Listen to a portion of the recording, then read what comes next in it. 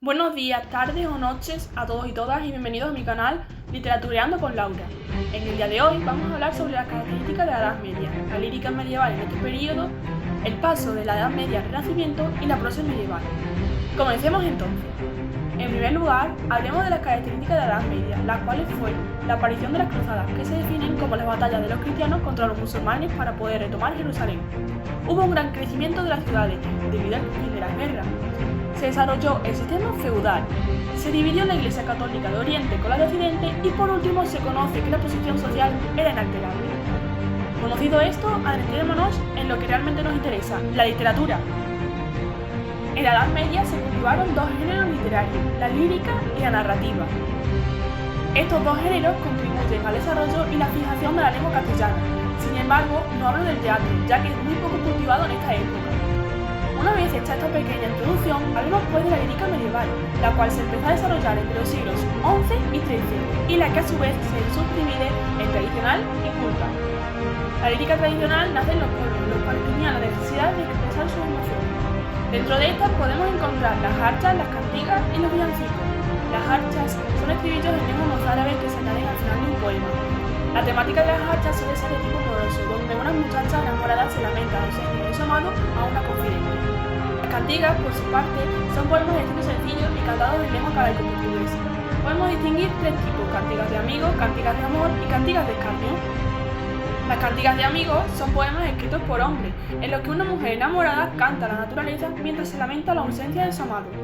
Las cantigas de amor son en las que el poeta utiliza la primera persona para lamentar el amor no correspondido de su amada.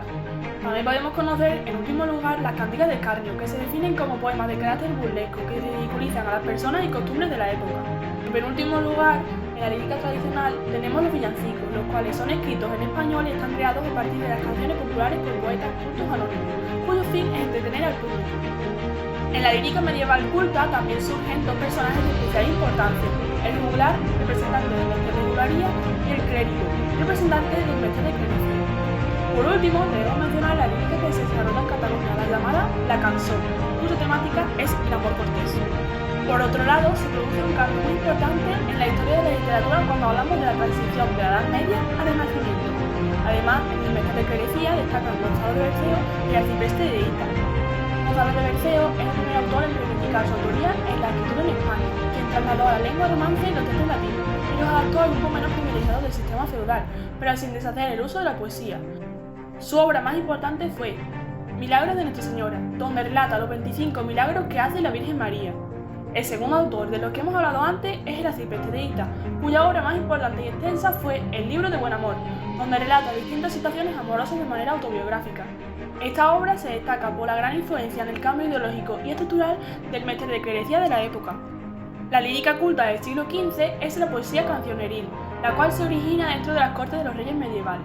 Se trata de una lírica más compleja y elaborada y, a diferencia de la tradicional, en esta se conoce al autor y se transmite de manera escrita. Dentro de esta poesía lírica encontramos al Marqués de Santillana, quien introdujo las formas métricas italianas y quien destacó por sus serranillas, en las que se narra de forma erótica el encuentro entre un caballero y una serrana. De ahí el nombre. También tenemos que destacar a Juan de Mena, con su obra Laberinto de Fortuna, y a Jorge Manrique con las coplas a la muerte de su padre. No del autor hace reflexiones como el sentido de la vida y la muerte, y lo rápido que pasa el tiempo, de manera que hace uso de los tópicos ubi sunt y tempus fugit respectivamente. Dentro de la narrativa encontramos también la prosa medieval, donde destaca Alfonso X el Sabio, quien es el auténtico creador de la prosa castellana. Fue el impulsor y coordinador de la Escuela de Traductores de Toledo, y gracias a su trabajo el castellano se convierte en una lengua de cultura. Pero no es hasta el siglo XIV cuando se produce el nacimiento de la auténtica prosa literaria, gracias a la labor de personalidades como don Juan Manuel y su obra El Conde Lucanor. Algo que me parece muy curioso e interesante es la estructura que mantiene durante toda la obra don Juan Manuel. La estructura se divide en 4 partes. En la primera parte, el conde Lucanor pide consejo a sus criados sobre algunos problemas. En la segunda parte, el criado le responde al conde con un cuento o algún ejemplo que le ofrece la solución. En la tercera se relaciona el tema del cuento con el problema y por último, en la cuarta parte se añaden unos versos a modo de resumen y explicación de la moraleja. Espero que te hayas enterado de cómo fue la literatura en este periodo. Si te ha gustado, dale me gusta y añade algún comentario que os estaré leyendo. Nos vemos en el próximo vídeo.